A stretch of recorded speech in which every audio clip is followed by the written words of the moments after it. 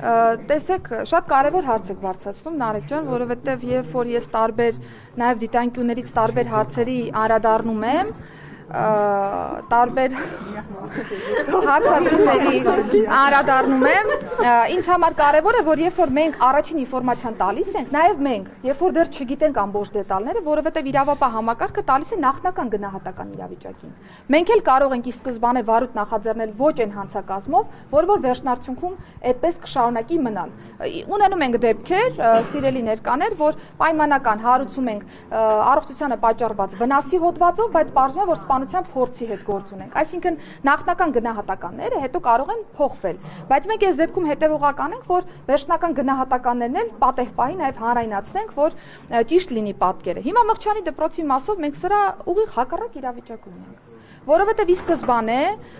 բոլորիս ասեմ, որ որևէ մեկը չմտածի ես ինչ որ ուղղորդված բան եմ ասում։ Բոլորիս մոտ այն ընկալումներ, որ այո, փոշենման զանգվածը թմրամիջոց է, ճիշտ է։ Ոչ մի այլ ընկալում չեք ունեցել։ Բայց բնականաբար այդ տրամաբանությամբ է վարույթը նախաձեռնվել, բայց հետո փորձաքննություն բնականաբար պիտի իրականացվի, իրավապահ համակարգը ստացել է փորձաքննության արդյունքը, պարզվել է, որ մենք թմրամիջոցի հետ գործ չունենք։ Փոշենման սովորական սպիտակ զանգված է եղել, ոչ թմրամիջոց։ Ոչ մի վտանգավոր բան չի եղել, կարող եք դիմել քննչական կոմիտեն, եթե ճիշտ համարի այս պահի նախաքննության շրջանակներում կարող է փորձագիտական եզրակացության մասով ինֆորմացիան հավելյալ տրամադրել։ Բայց ես ինչի եմ ուզում սա ասել։ Ինչ եմ ուզում սա ասել, որովհետև ստացվում է, որ մենք մի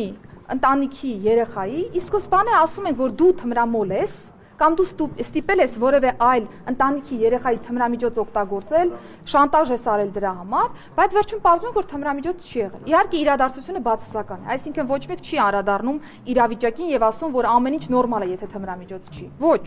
իրավիճակը անընդունելի է, բայց տեսեք, մենք արդեն պիտակավորել ենք այդ երեխաներին մեր խոսույթով։ Ես ուզում եմ, որ մենք բոլորս ավելի հոգատար լինենք մեր խոսույթի նկատմամբ, մեր անչափահասների նկատմամբ, եւ եթե կա տվյալ, որ դա թմրամիջոց չի,